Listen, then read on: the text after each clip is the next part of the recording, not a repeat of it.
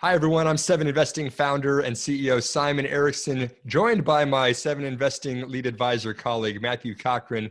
You're tuning in to part 2 of our deep dive of investing in India.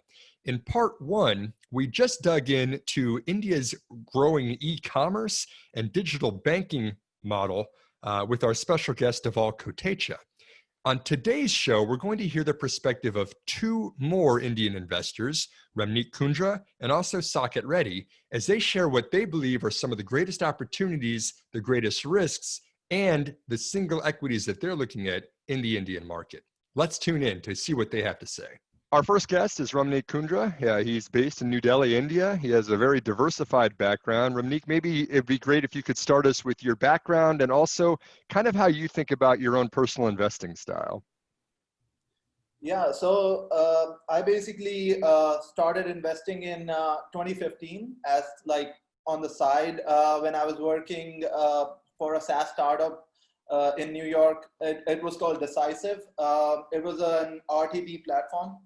Demand side platform, and I worked there as a customer success manager. And after that, after coming back from back to home, I used to read investing books and just got into it. And I made my first investment in Under Armour, which was a momentum stock back then, and it just went up. And I was like, hey, I can do this stuff.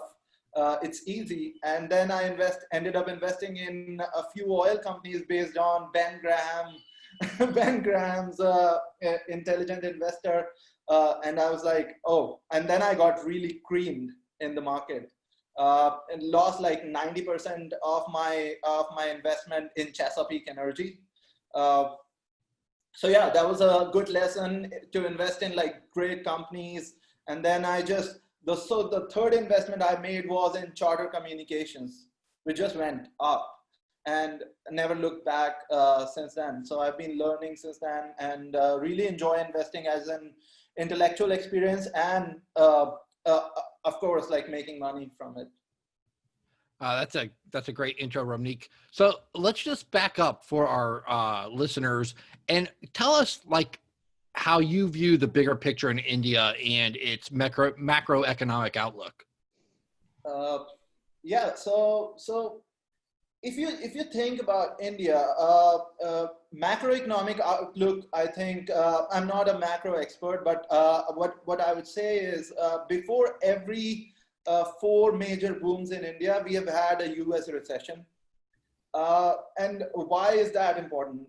That is important because there are 2-3 things that a US recession does to a poor country like India, right?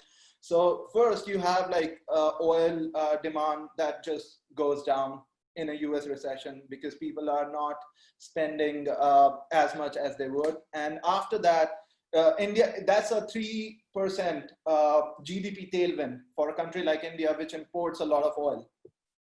Right, and then after that, you have bond yields collapsing in the U.S. So that naturally prompts big investors to look outside the U.S.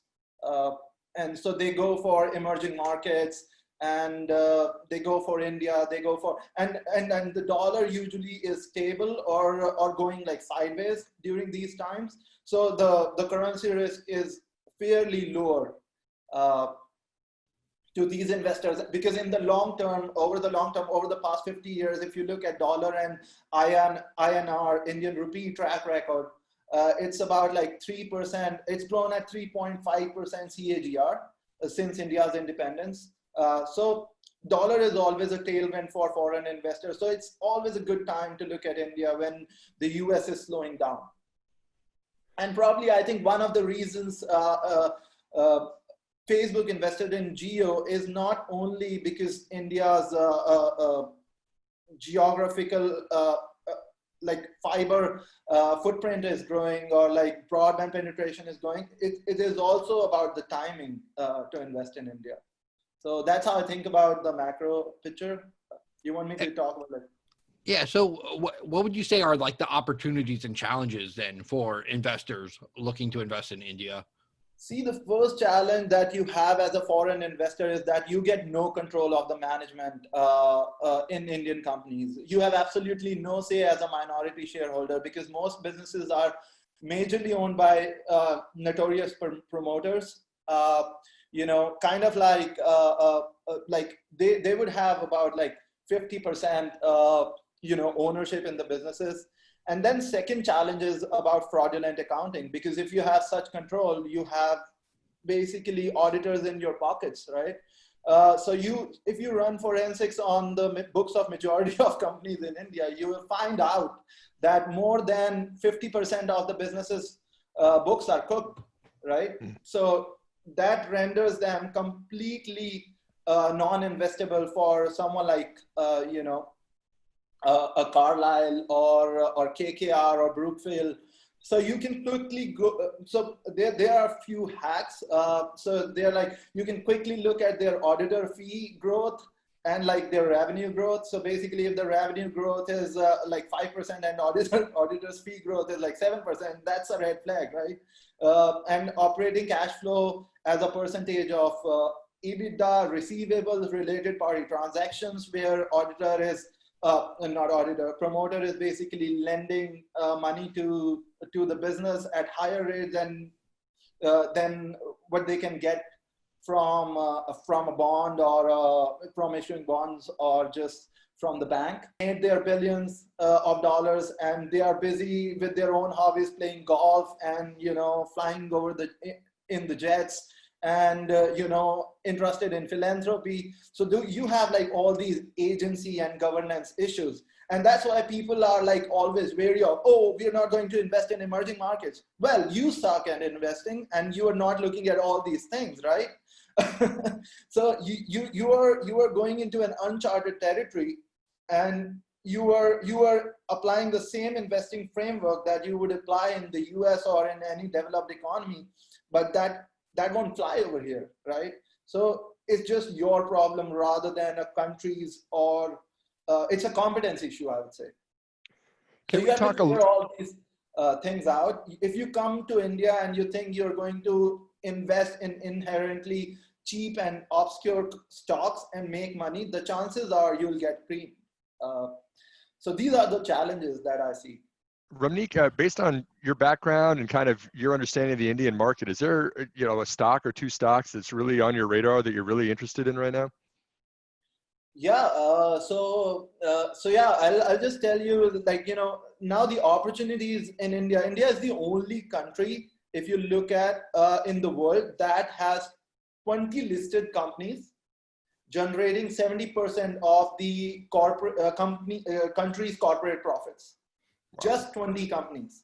And because our public markets are still lagging behind what's happening in the real economy. So you would think, if you look at the listed space in India, you would look at companies which are like old economy companies, but at the same time, the real revolution is happening in tech.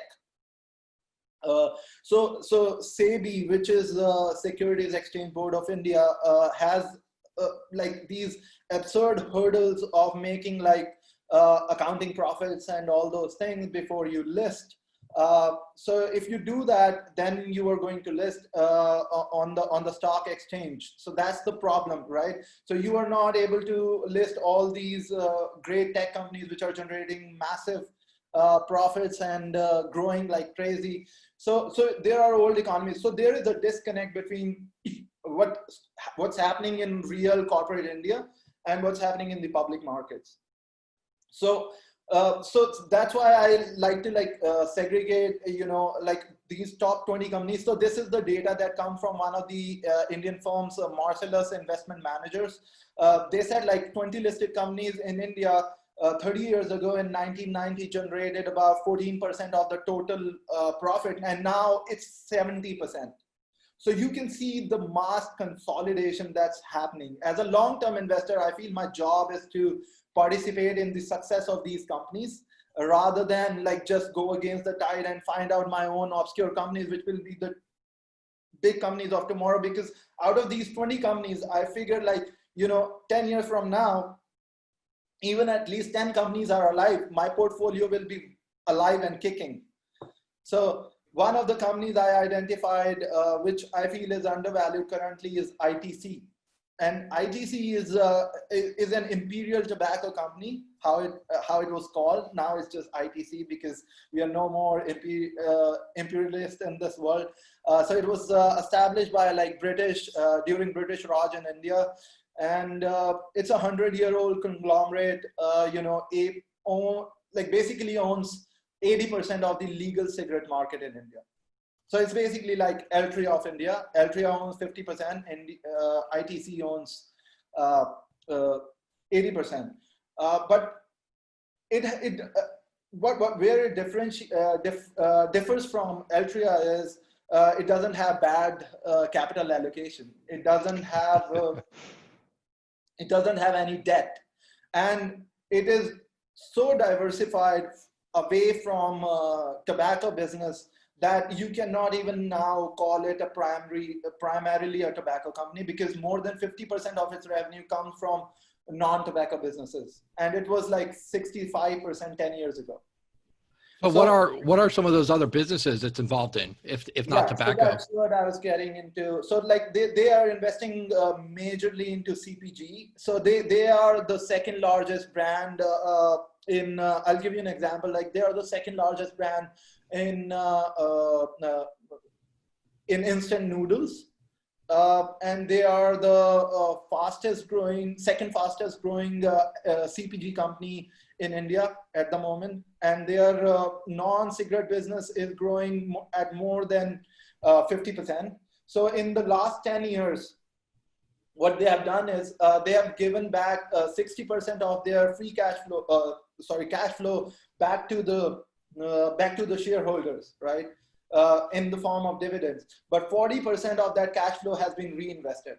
So the narrative has been, oh, ITC is investing in all these hotels businesses and everything like that, but only 4% of the total cash flow went into the hotels, which is a low return on invested capital kind of business. But that also helps them sell their CPG products, right? So there are lots of synergies, and even their average return on invested capital is 40%, right? Throughout their businesses. Wow. 40%. That's and the very business high. right now sells for about like 14x x cash, and they're growing their CPG business at about 30% clip on average, and their cigarette business is growing in terms of because India, in 88% cigarette market in India is still illegal, because the reason being India, the government asked people, the companies to put a major warning where you have like a man in the picture and you have like big cancer in the mouth where they show it, and so the people opt for foreign cigarettes, the smuggled ones. So ITC still have a long growth rate ahead of it, right? Even in cigarette business, because you have the largest, youngest demographic in the world, where the average age is in 20s, right? So even their cigarette business is pretty good, pretty healthy, and their 80% of their profits come from cigarette businesses, free cash flow. So the lowest return on invested capital they have is in their paper business, and that's 25%. Still incredibly high. So, and it's a commodity business, mind you. Mm-hmm. So like it's a paper business. I don't know any paper business in the world that generates 25%. Probably I'm ignorant, I don't know, but like 25% sounds a real good return to me in a commoditized business. And their CPG business growing fast. So they are coming out of a CapEx cycle. In the last 15 years, they had some challenges where they had a distribution challenge. So one of the insights I found was, in 2015, ITC was delivering their biscuits and cookies through the same channel where their distribution channel where they were supplying through the same channel which they use for cigarettes. And usually, cigarettes are unloaded from the trucks, they usually throw the cigarettes very fast. So like throw the cigarettes and the boxes and everything. But you cannot do that with biscuits, right? Because biscuits will break and cookies will break. So they had this problem. They fixed that problem by completely changing their supply chain. And no one talks about it. No one knows about this stuff. So the narrative going forward, I think, is going to completely change as their margin would expand, because they are coming out of a capex cycle, and their return on invested capital would jump up to about 60-65% easily over time. And I think the stock will, and you get like basically narrative change premium as well, and then you get a discovery premium in terms of the insights I'm sharing with you. So I think the stock could easily trade at like 30x multiple on the forward earnings, which will keep on growing at 10, 11, 12%. So you get easily, conservatively, you get 18, and you get 5% dividend yield. So you easily get like 18, 19% return for next probably like 7-8 years. So you get like 7-8x in 10 years, I think.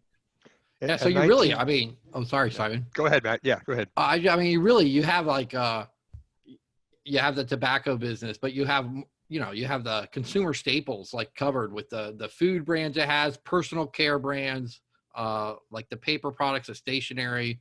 You have some consumer discretionary exposure there with some hotels. It's really one of those consumer, reminds you a lot of like a Procter and Gamble or something, like when the American middle class was growing like decades ago. I definitely see the potential here. Right, and the thing is, like with ITC, the narrative change would also make a big difference over here, because it's not only a company which just does like cigarette or like focused on just making money. It's a very progressive company, and when Microsoft is talking about going carbon positive in like next 10 years by 2030. ITC has been carbon positive despite their cigarette emissions and all that for past 11 years.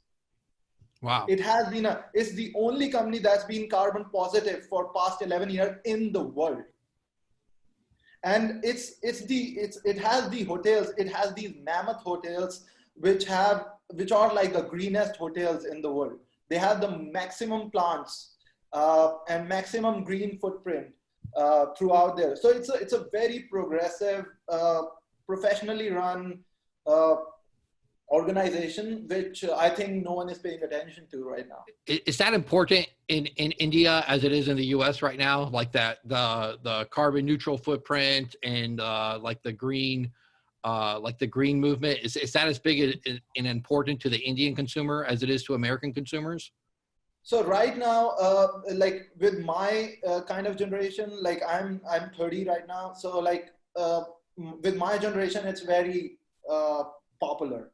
Like we would invest in something like sustainable, ESG kind of thing. Like I don't think like specifically like ESG, because ESG funds I've seen owning British Petroleum. So but at the same time, you think about like sustainable stuff.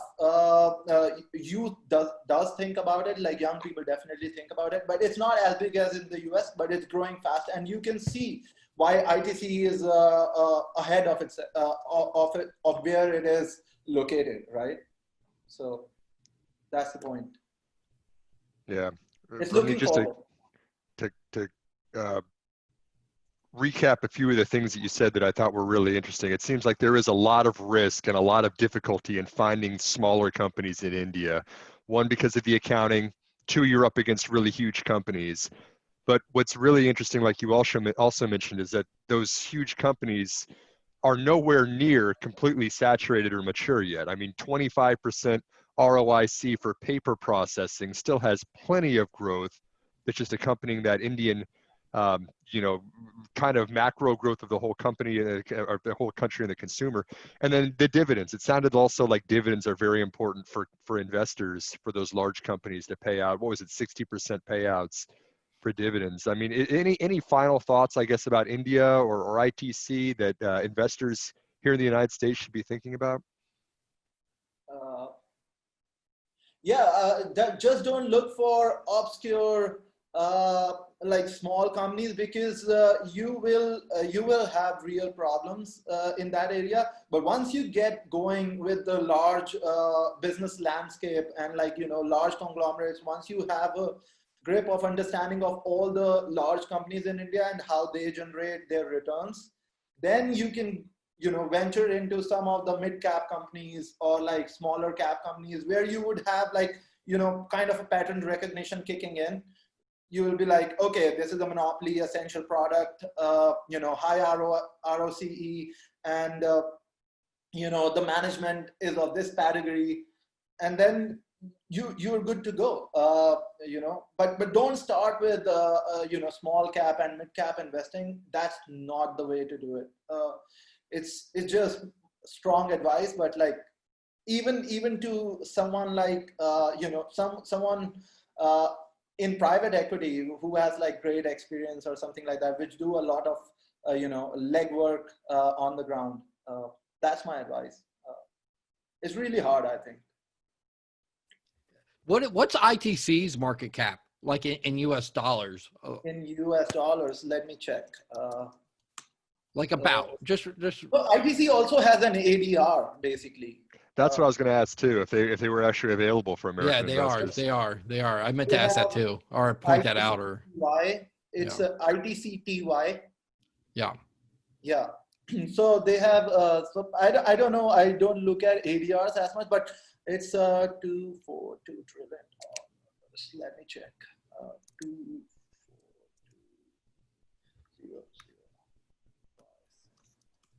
So it's somewhere around like $33 billion, ITC's market cap. So that's not too much. Like if you would have asked me 5 years ago, that would have been a 41 or $42 billion market cap because the dollar appreciated. Wow. No, that's really interesting, Ramneek. It's crazy. This blows my mind. It's still I still can't get over it. It's like the expression of having your cake and eating it too, where you can have a company that can put 40% of its money back into its business, that it's getting at least 25% ROIC, which is crazy to me. I don't know of any conglomerate in America that get anywhere close to that. But then in addition to that, it's still paying out 60% as a dividend. I mean, that's like and 20% return per year. I mean, Matt, we gotta start looking at some Indian companies. No, I'm thinking the exact same thing. Yeah, need to get like an India basket here going. Yeah, exactly. Yeah. And you guys have like it's like whenever I talk to people in the US about like Indian stocks and everything, whenever they are always excited. They're like, oh, dollar would appreciate and everything. I was like, dollar would just appreciate like 2.5%, 3%. You are going to make 20%. You're not going to find a company that makes 17% easily in the US. No. You got to take a lot of risk for that in the US. Yeah, you're not investing in conglomerates if you want that return here. Yeah, and also like these are like the fangs of India. So you are investing in like real large monopolistic companies. It's not like you're investing in a small US company. So the returns are different, your risk profile is different. Is the smoking population in India declining like it is like in the US, or is it like holding steady? Is it growing? Like how's the smoking population look? Well, Matt, if you look at our population, how it's totally growing. It's like we are 130, like 130. 130. 1.3 billion people, right? It's crazy. So 1.3 billion people growing at like 1% every year or something like that. You are looking at a flat smoking rate, and the population is young. So like I think average age in India is about like I think you can look it up on Google. I saw that. I came out of my research. Yeah, it's like 2/3 of the population is under the age of 35 or something. Right. So, it's crazy. Very young population. And in India, one of the things that people don't realize is like you don't have to buy smoking packs. You can buy a loose cigarette. right? Wow. And that's a big uh, difference when it comes to, like, imagine you can pay, you see how many people when you meet in New York, hey man, I can buy a cigarette from you for $1 when you're outside the club or something like that. Like, it's so real. So the mental hurdle just breaks down. So you're paying like 50 cents for a cigarette stick, 50 cents, 60 cents. That's nothing, even in India. Huge margin, like 99% margin. It's 100% ROIC. That's Yeah. what it Wow. is. 100%. So, I mean, and regulatory hurdle. I don't see any company penetrating ITC's mod, because the government keeps on increasing these duties on on sin stocks, like sin products. Yeah.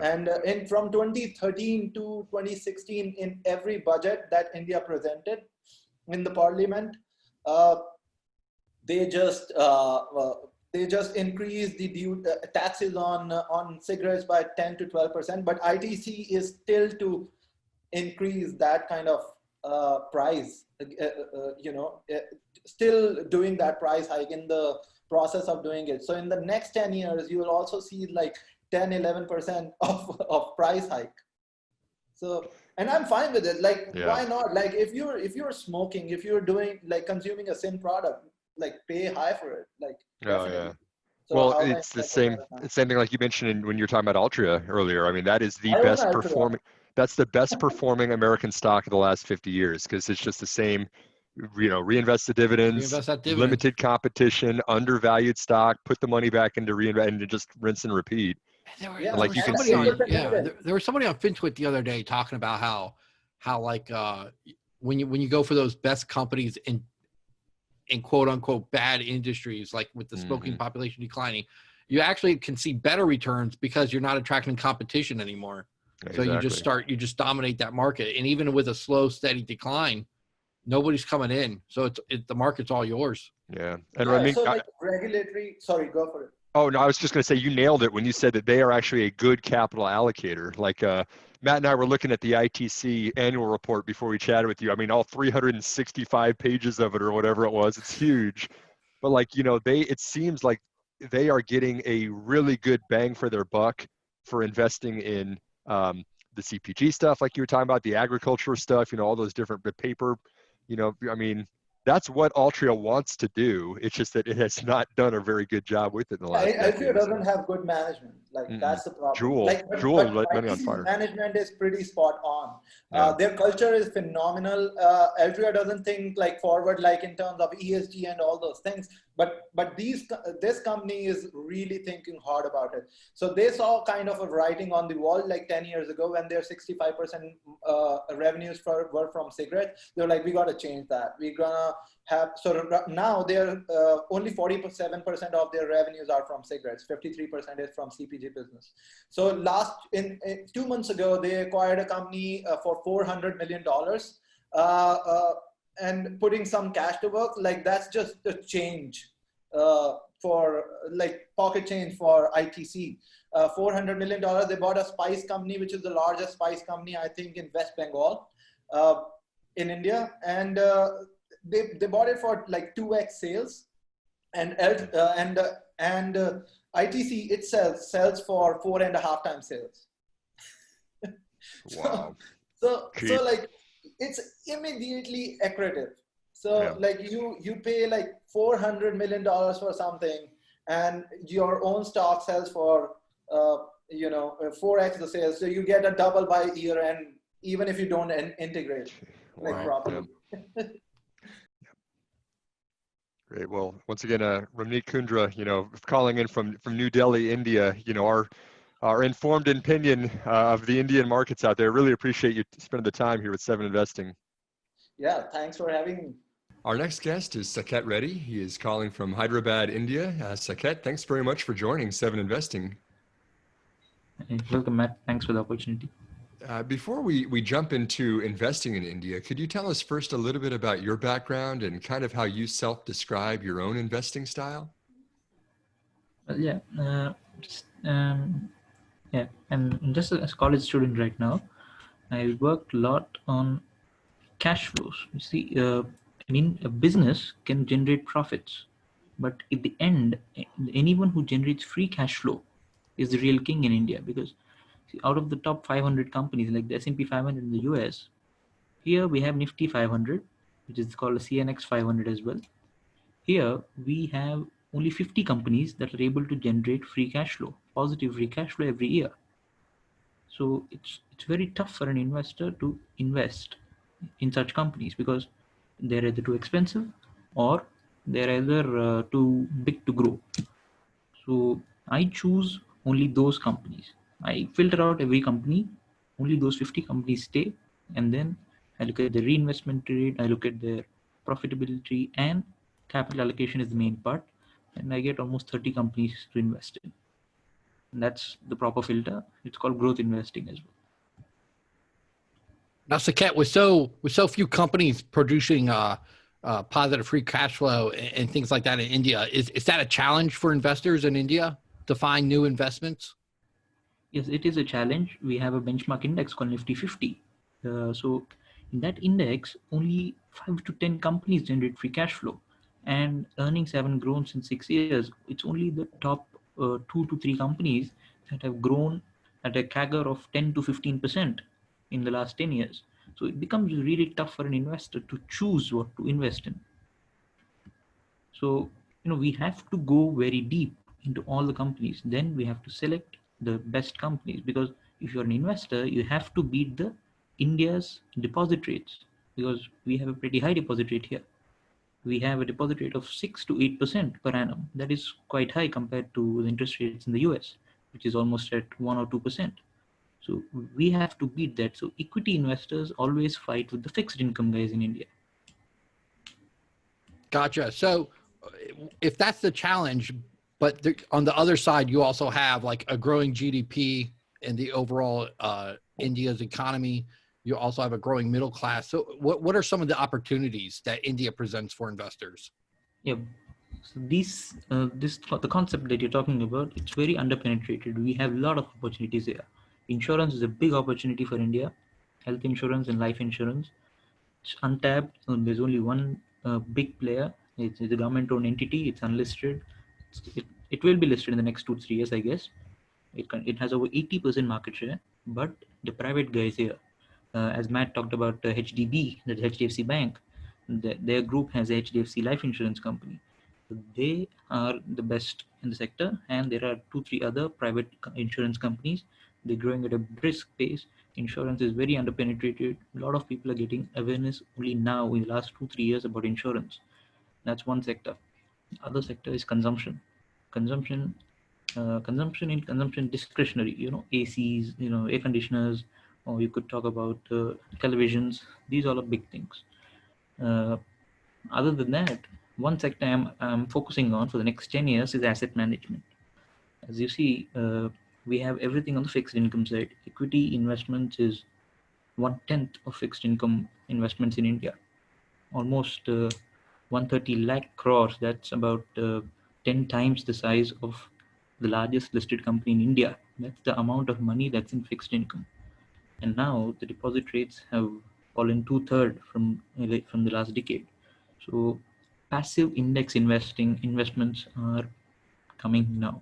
Like in the US, S&P 500 ETFs, the normal ETFs, the factor ETFs, these are big things. Like what BlackRock has done in US, that's what I'm eyeing for India.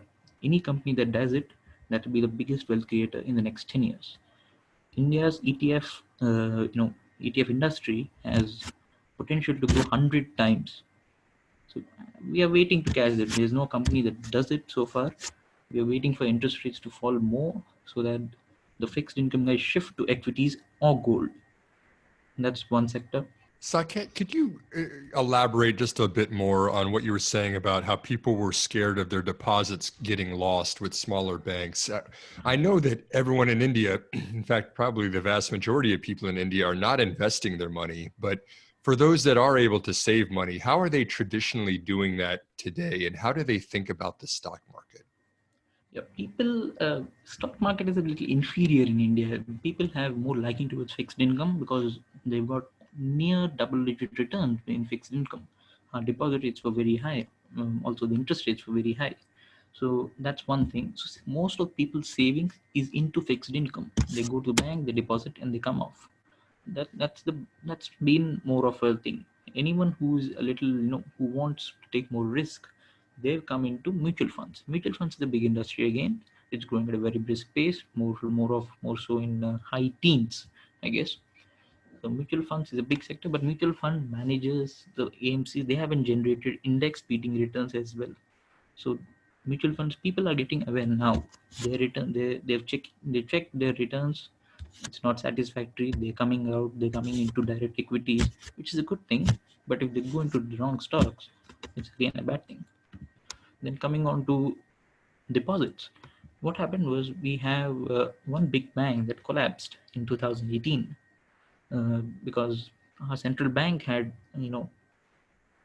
got a risk check done on that bank, and it had removed and it had given notice to its CEO to remove, to resign and stay away from the bank. Then the stock price fell almost 60% in the next 2 days. So then it was okay. Then we had a good stable. It was stable for the next 6 to 8 months. But then just before the coronavirus lockdown hit us, the government had decided that a government bank will be taking over more stake, and a resolution was done. So that was the most part of it. No deposit lost any money before. It was only that depositors had to lock in their money for some time. No one lost anything. So it was a big bank. It was the third largest bank, I guess, at its peak. So something like what happened to Wirecard recently, if you know about that, just like that. That's one thing. And we have, instead of these private banks, we have cooperative banks, which is a pool of people setting up a bank. And that had one case of a fraud which happened in the 2010s that came out in the last year. Their depositors didn't lose any money, but the central bank had to cap their deposits. I mean, they could not take the entire money back for some time. So it's all resolved now. That's the only thing that people are scared of. So they're migrating into the bigger banks, the safer banks. That's the thing on deposits. And could you also speak a little bit more about the Housing for All program that you mentioned earlier? What is that? Yeah. The central government has brought the Housing for All program. It's divided into many things. It's like we give low interest rates to people who want their own house, or we give capital to people who, capital at low interest, of course, to people who want to build their own house. It's something like that. So a lot of real estate companies in 2014 went up. 2014 to 17, we had a very big bull run in India. They went up, like they became multi-baggers, but people didn't notice that. But people didn't notice about their cash flows again. Government was not paying them at proper times. The same happened with infrastructure companies, the road builders, the factory builders. Government had set up various policies, good policies, called Bharatmala for roads, Sagarmala for sea routes. A lot of companies were in contact with the government. Very good things happened, but again, government failed to pay them on time, and that had an effect on the company's earnings, and the share prices crashed. So the thing is, like, I'll give an example on Netflix. Now, I don't hold Netflix directly, but I hold Okta. Because see, Netflix, the subscriber pays and he watches his videos or watches his serials. But for Okta gives service to these subscription-based apps every time a user opens it. That's how it works for paint companies. Every time you buy a house, the real estate developer develops your house only one time. But you paint your house every 8 years. You change your furniture every 4 to 5 years. You change your tiles every 10 years. So that's how things work here. Thanks for that. Yeah, go ahead, Saket. And one more thing is that I look at sectors where there is minimal to no government intervention, because wherever there is government intervention, it's a little risky to invest in, like power, like telecom. Telecom is a big cash cow. Telecom companies, there are 2 to 3 companies only. They have a big sector. They've got everything in favor of them. They've got huge cash flows, but government policies are eating their cash flows. We are having a case in our Supreme Court now. We'll see what happens with that. That decides the fate of the real companies as well. Thanks for that great overview, Saket. So we asked all of our guests on this show to come up if they had one stock to recommend in the India stock market. What would it be? So what is your pick for that? And what is your what's your pitch to our listeners today? You might feel a little bad about that because I'm speaking about Abbott India, which is listed in the US market as Abbott Labs, because I'm not giving you a direct overview into an Indian company. So I'm sorry about that. But Abbott is my largest holding. Abbott India, people might not be happy with my Abbott India buy, because there's one thing with Abbott India that I want to tell you. It's a little bit of a risk here. Abbott India is a subsidiary of Abbott Labs, which is listed in US. Now, Abbott Labs in the US has two subsidiaries in India. One is listed, one is unlisted.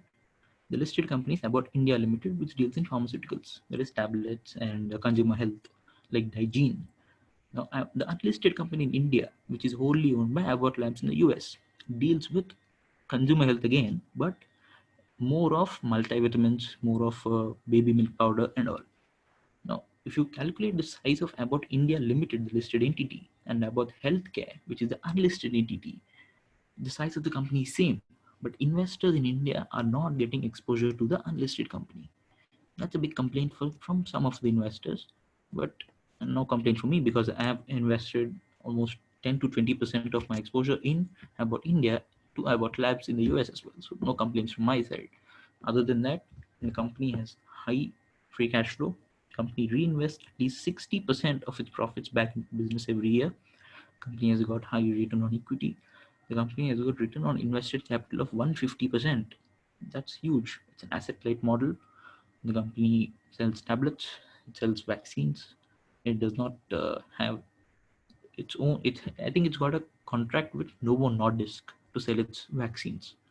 And the top 10 brands of Abbott have a moat in India. The top 10 brands have more than 80% market share. They're either the sector leader or they're the number 2 in that sector. So that's how Abbott India is placed. And it's growing earnings at mid to high teens. It's growing profits at almost double digits. And Abbott India, it's a growing company. It's got high promoter stakeholding, and the one thing is that it's a illiquid stock here because it's very high priced, and that's it. Is healthcare paid for by the government in India, Saket? Healthcare, yeah, the government has brought up. I mean, it's divided into central and state. In my state, the government has brought up a big scheme a couple of years ago. So the state looks after most of the people's healthcare, but the center has brought up another health scheme as well. 1 year ago, I guess. That covers up most of the healthcare. And today is the Independence Day for us. So our Prime Minister has announced one nation, one health card system as well. So we have to see how that goes up. Happy Independence Day, by the way. What a day. Yes. Yeah. Well, we really appreciate your perspectives here. Thank you for giving us quite a bit to think about, quite a few opportunities over there in India, and we'll definitely be keeping an eye on Abbott India as well. Saket Reddy, thanks again for joining 7 Investing. Yeah, thank you. Thank you, Sam. Thank you, Matt. Okay, so Matt, this wraps up our 2-part series of investing in India. We heard a lot of great perspectives from Deval, from Ramneek, from Saket. I mean, all of these great investors in the Indian market. Let's pull this home together and kind of pull together a couple of key takeaways on what we think of everything that we heard. I'll go first. It's very interesting to me. The first key takeaway is that India's got some really big bills to pay. You know, this is a country that's got 1.4 billion people, and we heard from different perspectives of our guests that they've got a federal and also state-based healthcare plans, similar to a Medicare where the government's picking up the bill for healthcare spend. They've also got a Housing for All initiative where they're subsidizing the interest rates or making capital available for people to get into homes across the country. And then we also heard about the demonetization of currency, of paper currencies over there. So, putting all these together, Matt, my first key takeaway is that India's government is very involved and really looking out for the good of its people, but it's also going to have to raise a lot of money in tax revenue to be able to pay for all of those bills that it has. Yeah, absolutely, Simon. And I can't say enough how impressed I was by all three presentations we had over the last 2 days. My biggest takeaway was not only how large India's population is, about 1.3 billion people, but also how young it is. Almost half of that 1.3 billion number is under the age of 25, and 2/3 are under the age of 35.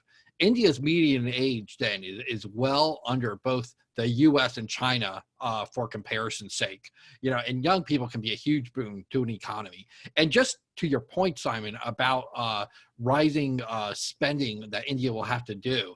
With a young population, though, they're on the right side of entitlement spending, that they'll have to pay for similar programs to the Social Security and Medicare like we do in the US.